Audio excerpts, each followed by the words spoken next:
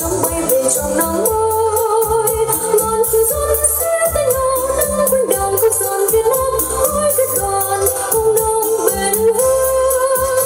đời cần lo ấm tình yêu trôi niềm tin vì ngày mai ấm no tự do hạnh phúc nào cầm tay sống với nhau sống một liền trên đường tranh đấu nơi hòa bình nhà máy búa dệt lúa vàng ngập đông đang công sản Việt Nam vì nhân dân tiền phong đấu tranh trời nắng anh hùng tươi sáng bừng lên ngàn bồ câu trắng bay về trong nắng mới ngàn chiều xuân sẽ tới nhau nắng quanh đảo công sản Việt Nam hãy kết đoàn công nông bền vững đời cần lo ấm tình yêu trôi niềm tin vì ngày mai ấm no tự do hạnh phúc nào cầm tay sống với nhau sống một liền trên đường tranh đấu nơi hòa bình nhà máy búa dệt lúa vàng ngập đông đang công sản Việt Nam vì nhân dân tiền phong đấu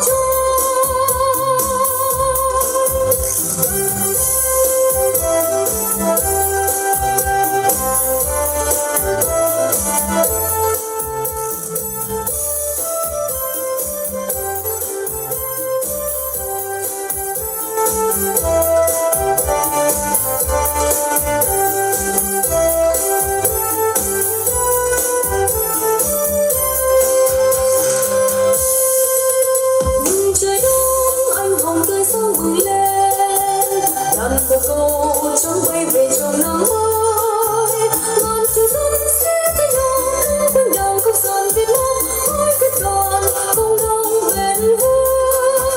đời cần lo ấm tình yêu trôi niềm tin vì ngày mai ấm no tự do hạnh phúc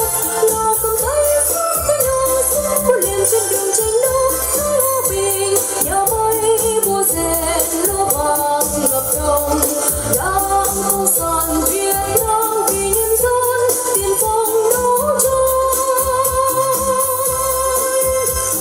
trời nắng anh hồng tươi sáng bừng lên